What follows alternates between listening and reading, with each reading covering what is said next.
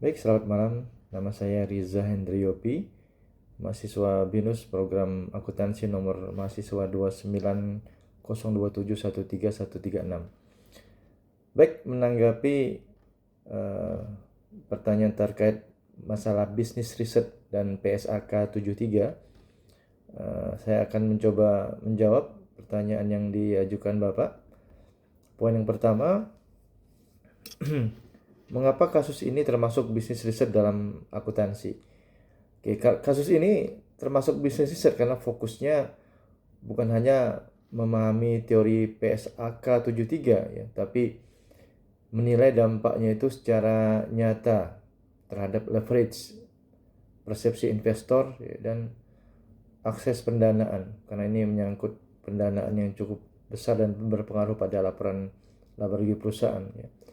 Jadi penelitian seperti ini tentunya membantu sekali perusahaan untuk mengambil keputusan yang strategis nih berdasarkan data, bukan hanya asumsi. Lagi-lagi bukan hanya asumsi, tapi berdasarkan data yang sudah dianalisa dengan tepat. Nah, yang kedua terkait dengan metode penelitian yang sesuai ya. Jadi metode yang cocok tentunya adalah comparative study ya, menggunakan data sebelum dan sesudah penerapan PSAK 73. Itu dikombinasikan dengan regresi panel ya, untuk melihat bagaimana perubahan rasio leverage-nya. Survei terhadap analisis pasar modal juga bisa dipakai sebagai mixed method ya, agar hasilnya itu lebih lengkap, kuantitatif ya, dan persepsi pasar. Itu poin yang kedua. Kemudian yang ketiga, ya, bagaimana manfaat hasil penelitian bagi manajer dan investor. Ya. Tentunya bagi manajemen, ya, hasil penelitian seperti ini memberi dampak gambaran apakah kenaikan leverage hanya efek akuntansi ya, atau memang berdampak pada risiko bisnis sebenarnya. Nah, bagi investor, penelitian seperti ini tentunya akan sangat membantu ya membaca kualitas laporan keuangan secara tentunya lebih objektif ya. Sehingga keputusan yang diambil itu ya untuk investasi ini tidak hanya bergantung pada angka hutang yang lebih tinggi ya. Tidak hanya bergantung pada angka hutang yang tampaknya itu hanya lebih tinggi ya.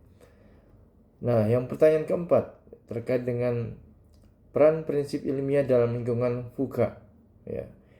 Jadi dengan menggunakan prinsip ilmiah ya, kalau VUCA itu kan artinya ilmiah data, analisis, objektivitas ya. Organisasi dapat menghindari keputusan yang bias tuh ya, atau hanya berdasarkan intuisi. Di era VUCA ya, kondisi cepat berubah ya. Jadi sehingga keputusan itu harus dibuat berdasarkan bukti yang kuat juga agar perusahaan bisa adaptif, bisa tetap aman, bisa terarah, arah manajemen itu jelas, sehingga tidak ada guncangan-guncangan yang berarti yang menyebabkan perusahaan kemudian menjadi kolaps dan tidak bisa beroperasi dengan baik ya. Jadi demikian penjelasan singkat saya terkait pertanyaan bisnis riset dan PSAK 73 ya. Mengapa kasus ini termasuk bisnis riset dalam akuntansi ya. Bagaimana metode penelitian yang sesuai, kemudian manfaat hasil penelitian bagi manajemen dan investor, dan juga terakhir tadi tentang peran prinsip ilmiah dalam lingkungan VUCA ya.